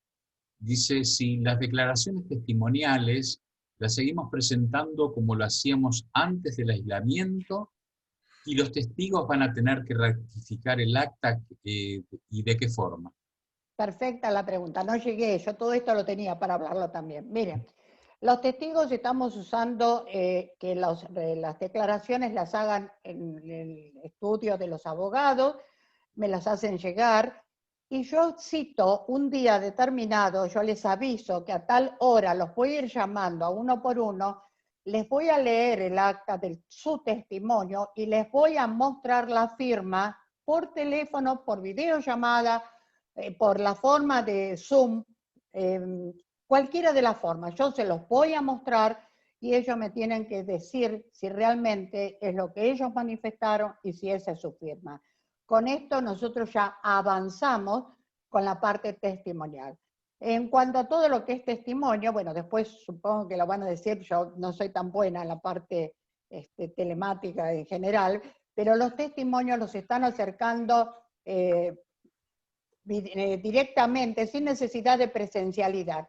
Lo que nosotros estamos evitando por todos los medios es que la gente no se acerque al juzgado por el riesgo del COVID. Ya hemos tenido casos bastante desagradables, incluso dentro del mismo juzgado. Así que todo lo tratamos de manejar por estos medios. No sé si le respondí la pregunta. Bien. Gracias, doctora. ¿Puedo hacer una pregunta? Adelante. ¿Cómo no? Buenas tardes, doctora. Muy agradecido por su participación y siempre trato de aprender cada vez que la escucho algo nuevo o agregar algo. Y usted dijo de la ley de salud mental, algo que yo he seguido, y la modificación o nuestro nuevo código dejó muchos artículos de esa ley sin efecto. Yo le quería preguntar, para achicar, en el caso de los antiguos inhabilitados, dado que he trabajado y sigo trabajando en prevención de adicciones, ¿cómo se puede tratar, dado que no está en concreto lo que antes teníamos como capacidad? vuelven a ser, usted sabe que el nuevo código habla justamente por esto que usted manifiesta, como no están los inhabilitados en especial, el nuevo código le habla, cuando hablamos de determinación de capacidad, tanto las personas con alteraciones mentales o otro tipo de problemas físicos, Sí, como los drogodependientes. O sea que las personas adictas entrarían ya de este rubro general, y usted tiene que pensar, mi querido, que la capacidad es la norma. No se haga problemas por eso, porque la capacidad es la norma. Entonces, aún el adicto, que tenemos lamentablemente muchos más casos de los que nos gustaría tener, en aquellos casos lo que nosotros vamos a decir, aparte de los tratamientos y todo el entorno para mejorar su salud, lo que vamos a decir cuáles son las cosas que no puede hacer y que va a necesitar un apoyo o una persona, un tercero. Pero la capacidad es ahora la norma en todo, mucho más también, refiriéndose al adicto, también existe la capacidad como norma, y solamente. Por ende, el magistrado lo va a determinar, de todos modos. El magistrado, la obligación nuestra es determinarlo. Nosotros tenemos que decir qué pasos van y qué no van. Y también, señor, le comento que lo importante es que yo no lo voy a decir porque a mí me parece, sino que lo voy a decir con una base científica que me tiene que dar el equipo técnico. Yo todo lo trabajo en base a lo que me dice el equipo técnico. No sé si respondí a esa pregunta. Sí, muchas gracias. Ha sido un placer. Bueno, muchas gracias, doctora. Excelente exposición nuevamente. Y bueno, ahora sí, vamos a pasar al tema discapacidad y accesibilidad en la era del expediente judicial, a cargo de la doctora Silvina Escordamay. La doctora es abogada, es miembro de la Comisión Informática del Colegio de Abogados de Lomas de Zamora, vicepresidenta y miembro fundador del Instituto Argentino de Derecho Procesal Informático. Es docente especializada en informática educativa. Es docente en la Diplomatura de Derecho Procesal Informático de la Universidad Nacional de Lomas de Zamora. Y tiene varias charlas de accesibilidad y acceso al portal de notificaciones. Bueno, adelante, doctora Escordamay. Bueno, muchas gracias. Hola, ¿cómo les va?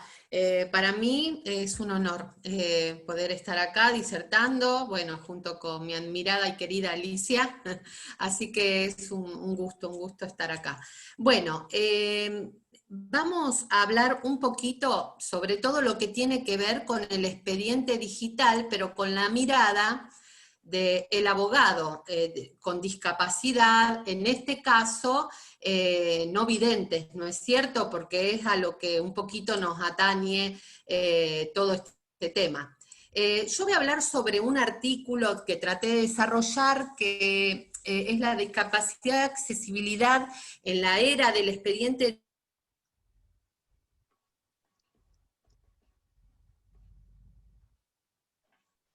digital o del expediente judicial electrónico o con baja visión. Los autores de este artículo son el doctor Bieli y el doctor Lautaro Pitier. Ellos escribieron un artículo muy interesante sobre discapacidad y accesibilidad en todo lo que tiene que ver en torno al expediente digital. Bueno, a ver, primero, y voy a tratar de ser lo más breve y concreta posible. Discapacidad y derechos humanos. Sabemos que Argentina ha ratificado, y justo Alicia también lo comentó, 2 instrumentos internacionales en materia de personas con discapacidad. El primero es la Convención sobre los Derechos de las Personas con Discapacidad y la Convención Interamericana para la Eliminación de toda la forma de discriminación contra las personas con discapacidad.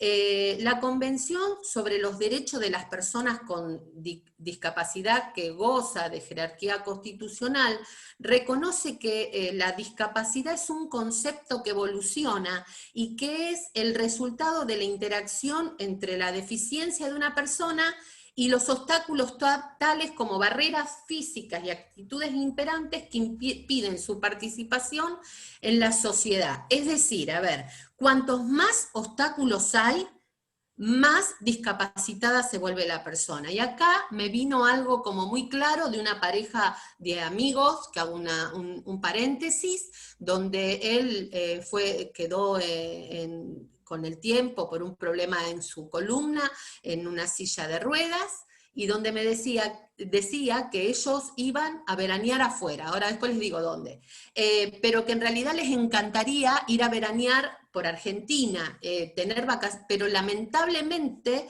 la falta de accesibilidad con su silla de rueda a un montón de espacio, él sentía que condenaba a su familia a que siempre tengan que llevarlo con la silla de ruedas, ¿no es cierto? Entonces él decía que ¿por qué iba a Miami? Este es el lugar, porque ahí tenía todo absolutamente accesibilidad a la playa, a los shopping, a los espacios libres, digamos, rampas, todo como para discapacitados motores, ¿no es cierto? Entonces, esto me quedó como muy fijado en decir esto: cuantos más obstáculos hay, más discapacitada se vuelve una persona.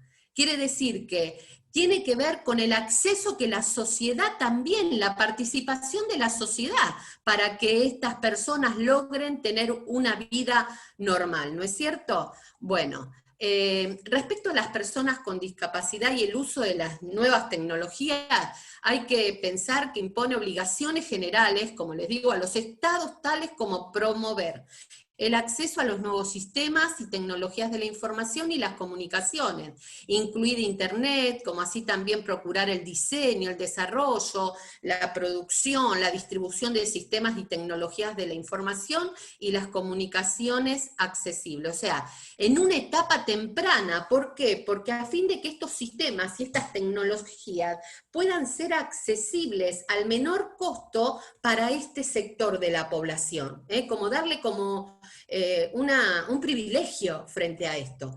Establece una nueva noción denominada que se llama diseño universal.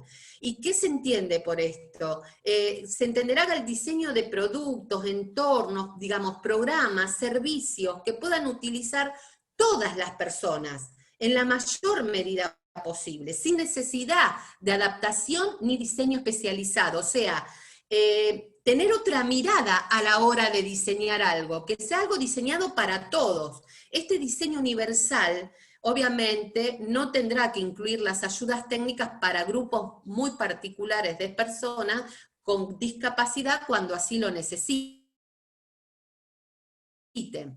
Tenemos algo muy importante a tener en cuenta, que es el acceso a la justicia de las personas con discapacidad,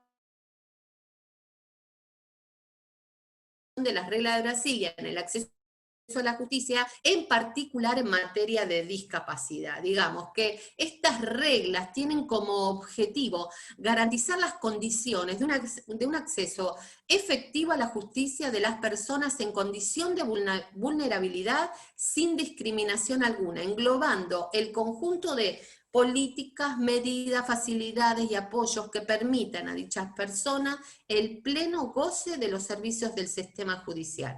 Estas reglas ¿me escucha? ¿Se me escucha? Sí, perdón. Sí, porque me estaba diciendo que tenía conexión inestable. Estas reglas forman parte del sistema de fuentes del derecho interno argentino, gracias a la acordada de la Corte Suprema 5/2019. Entonces tenemos el expediente electrónico, los portales web y la accesibilidad.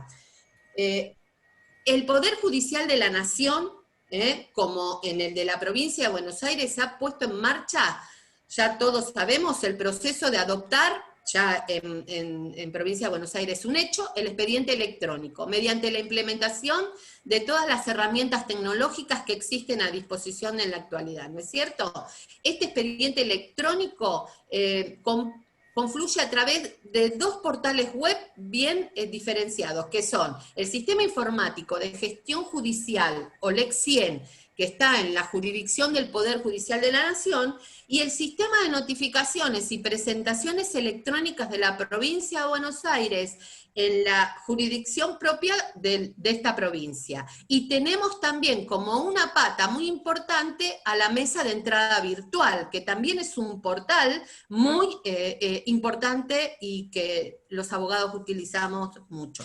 Entonces, ¿qué primero tenemos que decir de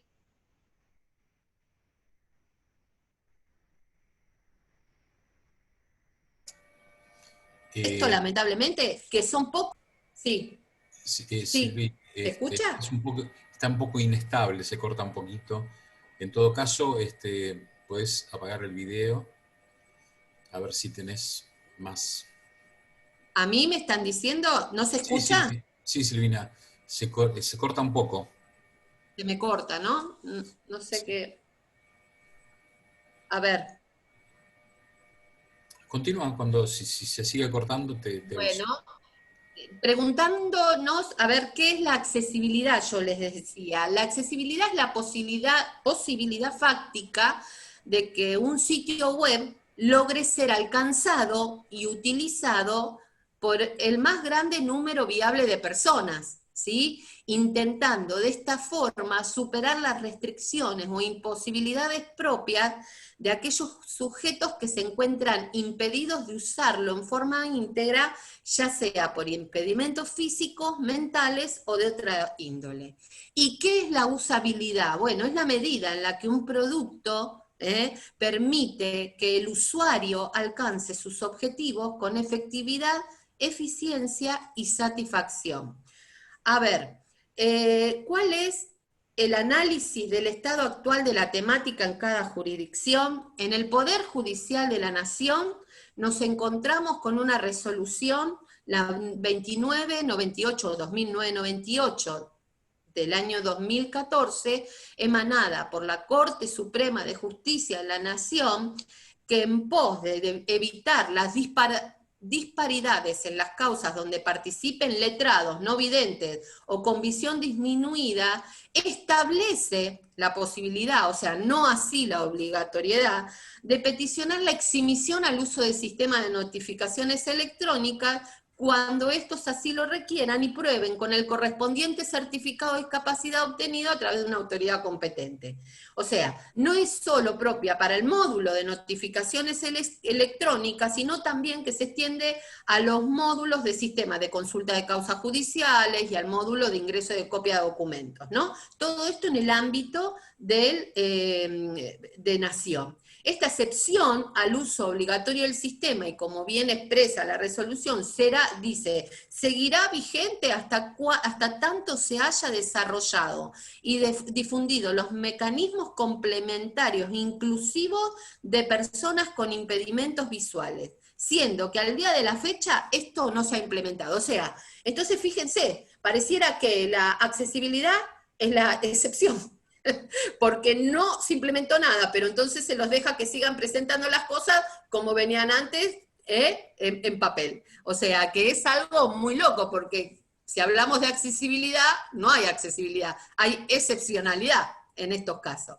Lo mismo pasa en el Poder Judicial de la Provincia de Buenos Aires, cuando a través de la resolución 1407 del 2016, que vino a establecer un régimen de exclusión, excluye para aquellos auxiliares de justicias que invocaran fundadamente la necesidad de ser relegados de la utilización del sistema informático judicial debido a razones que así lo ameriten.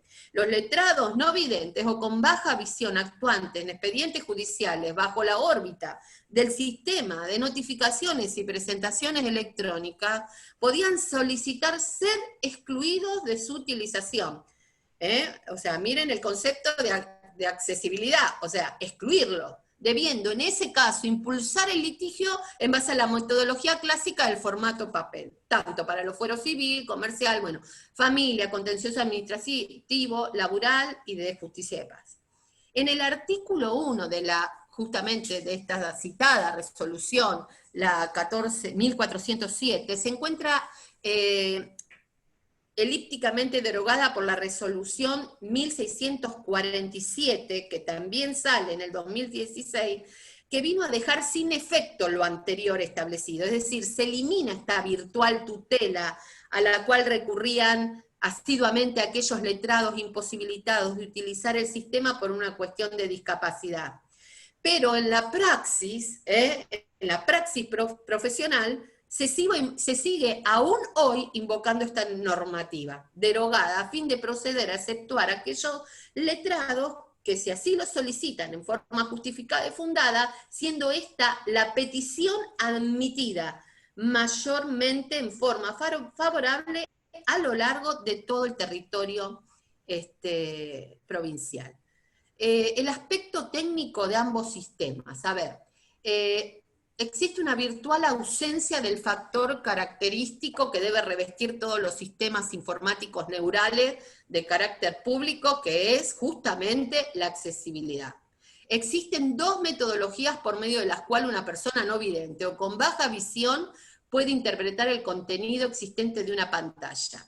La primera de estas metodologías que puede emplear un no vidente se emplea a través de un gadget, que se conecta a una computadora personal del usuario. Dicho gadget reproduce en braille el contenido de una línea de la pantalla y posee una sucesión de botones que permite interpretar justamente ese contenido.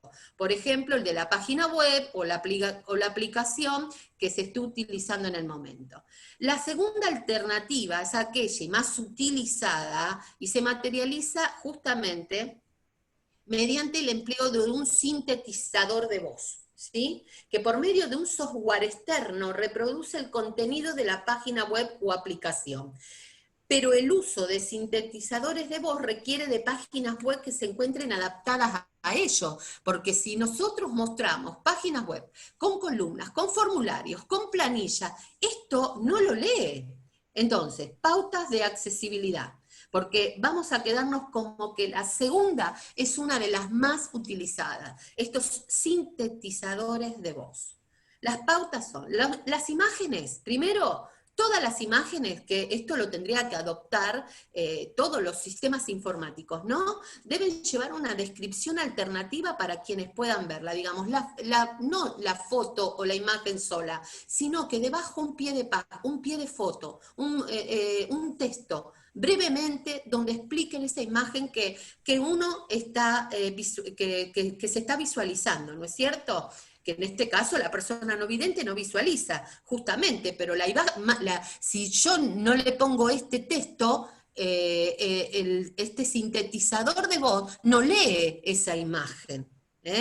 Otra cosa, el contraste entre la fuente y el fondo debe ser adecuado, no todo tenue en un solo color, que se confundan fondos, ¿sí? Los enlaces deben poder ser activados haciendo uso de cualquier dispositivo, como por ejemplo con un mouse, con un teclado, entre documentos, enlaces entonces que se puedan activar entre distintos documentos.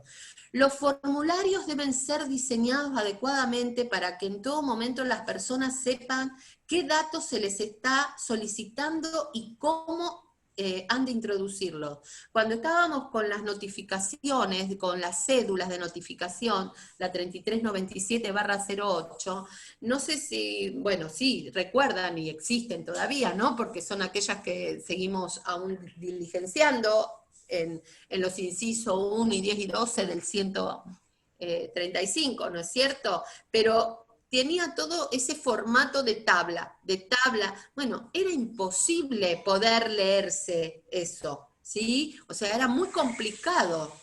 Bien, entonces, ¿qué cosas tenemos, digamos, que tener en cuenta, aparte de esto? El abogado no vidente, o que tenga una disminución visual, difícilmente, lamentablemente, hoy por hoy, puede desempeñarse difícilmente pueda desempeñarse dentro de un pleito a través de estos sistemas informáticos mencionados. ¿sí? Sin la ayuda de una persona humana, intermediaria que lo asista, un software de computación externos a los sitios neurales, que requieren ineludiblemente, obviamente, del pago de una licencia, en su mayoría de índole periódica, limitando aún más el acceso a la justicia y el desempeño profesional. La instauración de los sistemas informáticos judiciales sin las condiciones mínimas de accesibilidad necesarias para procurar un eficiente desenvolvimiento autónomo de los no videntes o con capacidad visual disminuida en la utilización de todos estos sistemas, no ha hecho más que acentuar un claro incumplimiento. A ver, reflexiones y propuestas. Referido al cumplimiento de las condiciones de accesibilidad básica que se encuentran insertas en la Convención sobre los Derechos de las Personas con Discapacidad y en las reglas de Brasilia, no se han cumplido. Ninguno de los sistemas informáticos judiciales a los cuales nos hemos referido se constituye con las condiciones y recomendaciones de estas reglas, que estas reglas consagran, provocando consecuentemente situaciones de especial vulnerabilidad para aquellos abogados no videntes o con baja visión. Máxime, con la gravedad que ello implica en lo que respecta al quehacer judicial diario de esta profesión y el derecho a trabajar consagrado constitucionalmente por nuestra Carta Magna. La necesidad imperativa para que los altos tribunales de estas respectivas jurisdicciones inviertan en infraestructura digital y destinen recursos a fin de adaptar los sistemas informáticos judiciales y portales web a las necesidades de aquellos letrados no videntes o con capacidades visuales disminuidas, de forma que las interfaces se adecúen y sean más accesibles para este grupo vulnerable. Y como requisito cardinal, que esta adaptación se genere de forma nativa a los portales web, ¿sí? Sin la necesidad de utilizar programas externos que impliquen un desembolso extra, como en el caso cuando ingresan a la página del colegio, que hay una parte para nativa, una forma nativa, de no videntes. Bueno, así tendría que estar todos los sistemas, ¿sí? La Declaración de Derechos del Ciberespacio establece expresamente que la brecha digital, y esto para mí es lo que realmente va a dividir, ¿no? No se produce solo entre los ricos y pobres, sino también a partir de cualquier criterio que delimiten la diferencia entre aquellos que tienen acceso a la información y aquellos que no lo tienen. Hoy la brecha es esta también muy importante, por lo que la accesibilidad de la información es un requisito esencial para la eliminación de la brecha digital. Bueno, esto queda mucho por hacer y mucho, la verdad, por pensar. Lo que nos sobran son normativas, pero nos faltan sistemas digitales que acompañen todo esto, porque no, hoy como estamos, no está. Gracias, doctora. Tenemos acá la presencia de la presidente de la Comisión Interdepartamental de Abogados con Discapacidad, la doctora Isabel Ramos Bardet, que quería preguntar. Adelante, doctora Ramos Bardet. Muchas gracias, doctora Estrugo Saavedra. Doctora, coincido con usted, obviamente, que no se está cumpliendo con las disposiciones que estatuye justamente la ordenanza, la observación número 2, por supuesto, de Naciones Unidas. Y que las páginas obviamente tampoco son accesibles del modo que debieran serlo, cumpliendo con lo estatuido en el artículo 9 de la Convención.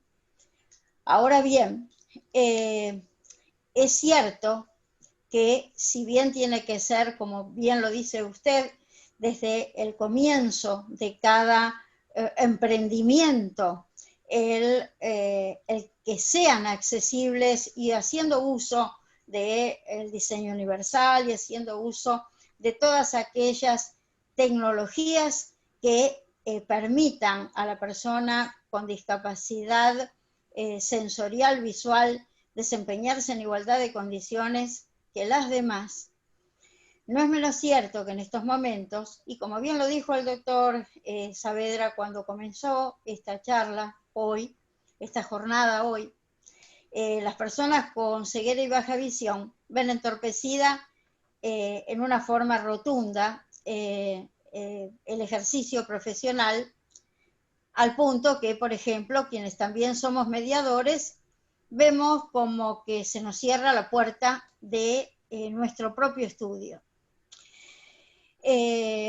Entonces, lo que sí, si bien hay que pedir la premura en la implementación de la adecuación, cosa que venimos luchando desde el año 2014, antes de que fuera implementado el sistema electrónico en los expedientes, pero nunca hemos sido oídos, o se considera, porque eso de que nada de nosotros sin nosotros, nada más cierto que ello, porque obviamente que a la persona con, si no es la persona con discapacidad visual la que puede decir verdaderamente a lo que alcanza, no lo puede entender otro. Los sistemas lectoparlantes tienen todo tipo de imposibilidades para poder acceder justamente a la página, porque todo lo que es obstáculo no lo lee. Pero también, usted recién decía que solamente nos movíamos por el plano de las excepciones, y sí, pero es que de algún modo, si bien es cierto que tienen que hacerlo con forma urgente, no es menos cierto que tienen que permitir una dualidad, aunque sea en estos primeros tiempos, y seguir manteniendo el sistema papel también, porque hay profesionales, como a mí me lo han comentado, colegas, que no tienen la posibilidad de estar contando y abonando apoyos y apoyos para poder ejercer libremente su profesión y en forma autónoma, como corresponde a toda persona.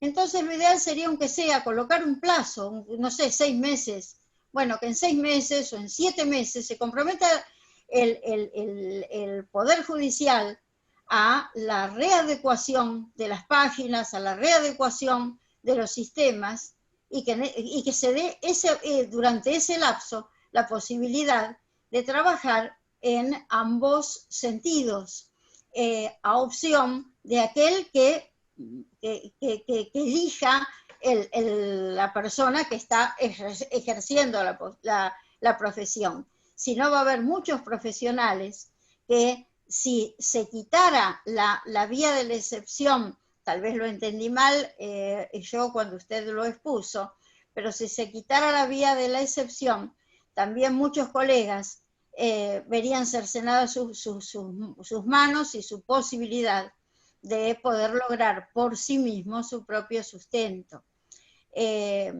Entonces, nosotros hemos hecho desde distintos ángulos, y los integrantes de la Comisión Interdepartamental de Abogados que presido de la Caja de Abogacía de la provincia de Buenos Aires, hemos llegado incluso hasta el ministro Alac, pidiendo que justamente como amicus curia tratara de lograr, de apoyarnos para que se lograran las compatibilidades. Lo propio se hizo llegando al doctor Soria, a su excelencia, y lo propio en su momento con el doctor De Lázari. Pero lamentablemente la discapacidad visual, como la auditiva, los sensoriales, tal vez siempre, por eso es desde siempre, lo vemos en el mismo Código Civil, cuando hablan que, mejor dicho, cuando se tomaron las primeras medidas para la aplicación de la accesibilidad se toma mental y se toma motriz. Ahora sí nos están dando los lugares que corresponden a los sensoriales en ambos sentidos. Por eso le pido que traten de hacer entonces más hincapié en ello, y que por lo menos también se permita que se fije un plazo desde el lugar que a ustedes les toca, que se fije un plazo perentorio para el cumplimiento, que traten de impulsar a ello, y que en ese lapso la totalidad de los juzgados también sean conscientes de que tienen que permitir que ambos sistemas sean llevados a cabo, formato papel y formato electrónico, porque es una forma de que el colega pueda continuar autónomamente trabajando como lo viene haciendo desde el principio de el momento que cada uno de nosotros eligió y abrazó esta maravillosa profesión a la que amo y defiendo. Gracias, Isabel, gracias. Muy amables por tus conceptos. Perdone la vehemencia. Pero... Gracias. ¿Alguna otra persona? Bueno. Doctor Omar. Sí. Saavedra, si me permite, Barraza Víctor. Víctor he levantado la mano. Adelante, sí. Víctor. Sí, no lo tengo acá. He levantado la mano a ver si podía consultar algo concreto a la doctora Silvina. Ha sido muy buena su exposición, creo que ha desarrollado muy bien lo que hacía el desarrollo de las acordadas en provincia, y actualmente en la provincia de Buenos Aires sigue rigiendo la medida excepcional, con la acordada 14, artículo 9 en este año. Yo quería consultarle concretamente si a la hora de trabajar con estos sistemas informáticos, los desarrolladores pueden trabajar con alguna comisión de accesibilidad para poder lograr, así como se hizo un enlace para no videntes, dice la propia página de la Suprema Corte de Provincia, que a mí me permite consultar en condición, trabajando con los sistemas parlantes, me permite ver las consultas en mis expedientes, pero lo que no me permite claramente es poder trabajar cuando se me corre un traslado con la documentación adjunta.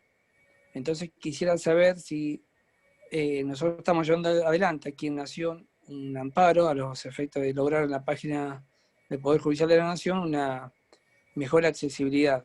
Pero siempre la respuesta del Consejo de Magistratura y la Corte está en el presupuesto de gasto que implicaría. Nosotros entendemos que este tipo de reformas no implican un costo excesivo para ningún desarrollador. Simplemente es hacer la consulta. Yo quería saber un poquito su opinión, ya que está más en el área informática, que nos puede decir si realmente lograr una interfaz accesible, un enlace más accesible, tiene un costo excesivo para este tipo de reformas en una página web.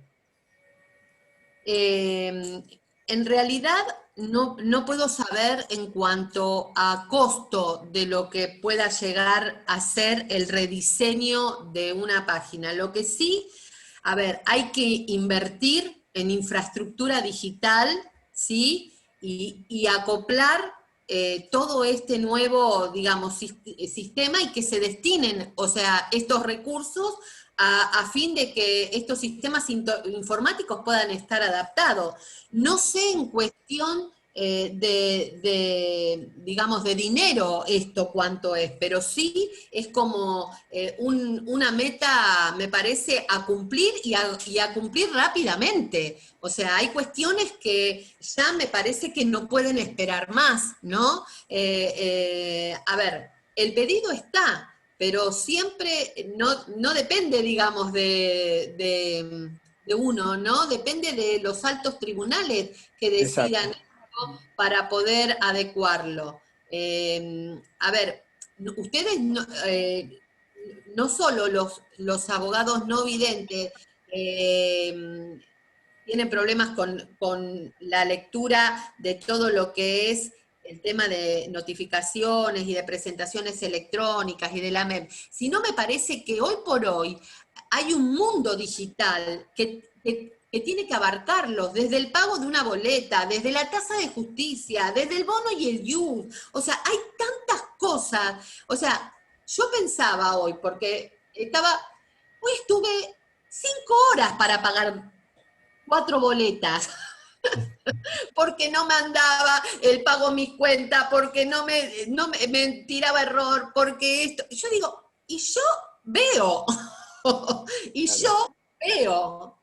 O sea, y el que tiene el problema, y encima otra cosa más, y entiendo encima, puedo ingresar y puedo más o menos darme cuenta. Y yo pensaba justo esto, como iba a venir la jornada, y decía, ¿y qué pasa con la gente no vidente frente a esto? Porque es agotador, es desgastante, te agota. Entonces, me parece que tiene que haber, tenemos normativa, tenemos las leyes, tenemos tratados internacionales. ¿Qué nos está faltando? Y actuar. Porque todo esto lo tenemos. No es que nos emparentemos de esto. Actuar, a poner manos a la obra, en marcha. Esto es independientemente del sistema del abogado que ve y que lee y puede verlo. Tranquilamente puede adaptarse. Y no sé costos, o sea, eso sí, no sé tema costos. Calculo que para mover estos sistemas y debe haber un costo, pero bueno, vale la pena también ese costo a veces, ¿no? Si hablamos de los abogados con discapacidad restringida, como sujetos de derechos absolutos, ¿no? O sea, me parece que tenemos que tener esta mirada, la empatía, tenemos que trabajar tantos valores también, hay tantas cosas que tenemos que trabajar, ponerme en el lugar del otro. Hoy yo me puse en el lugar, les juro que me puse en un momento en el lugar de los que no ven, de los no videntes, porque dije, wow. Gracias. Bueno. Gracias, doctora. ¿Algo más, doctor Barraza? Perdón, para cerrar, doctora. Sí. Yo creo que esta vía excepcional que nos propone la Corte de Nación y de Provincia, de poder llevar las cosas en nuestras presentaciones en formato papel, es un poco en contravención a lo que establece la resolución del Ministerio de Salud, la C27, que a nosotros nos considera persona de riesgo. Nosotros si tenemos que llevar documentación a tribunales es justamente no nos están dando ningún beneficio, sino poniendo en riesgo a nuestra propia persona. Tal cual. Por eso yo creo que exige una medida inmediata para poder solucionar esta situación. Y aparte el detalle ¿no? Que la accesibilidad, o sea, no existe, y que lo que está es la excepción, o sea, no te están dando nada, no te están dando ningún tipo de solución, nada más. No es que te están dando accesibilidad te están diciendo seguí como antes. O sea, pero la excepción nos pone en riesgo la salud y la vida de la persona en esta situación de pandemia. Totalmente, de acuerdo. Bueno, muy amable. Gracias. Agradezco a todos los participantes. Excelente, todos los expositores. Han puesto en juego la empatía, realmente se han puesto en el lugar. Hemos tratado de ponernos todos en lugares de inaccesibilidad para ver qué se siente. Así que bueno, les agradezco a todos. A ver, la doctora Cristina Cree, ¿estás por ahí? Sí, estoy aquí, Omar, muchas gracias. Bien. Bueno, a las personas querías decirles que necesitaban certificados y demás, ¿querías aclararlo vos eso? Sí, los que desean certificado y están en condiciones de escribir en el chat, colocan en el chat apellido, nombre y que quieren el certificado. Quienes no puedan escribir en el chat o por alguna razón no les sea accesible, no se preocupen, porque Omar me va a pasar el listado con quienes quieren certificado y nosotros lo vamos a hacer. Bueno, dicho esto, entonces, les agradezco a todos y hasta la próxima. Espero verlos a todos y con más caritas nuevas. Gracias por todo. Gracias a todos. Gracias, Alice. Gracias. Chao. Gracias. Hasta luego.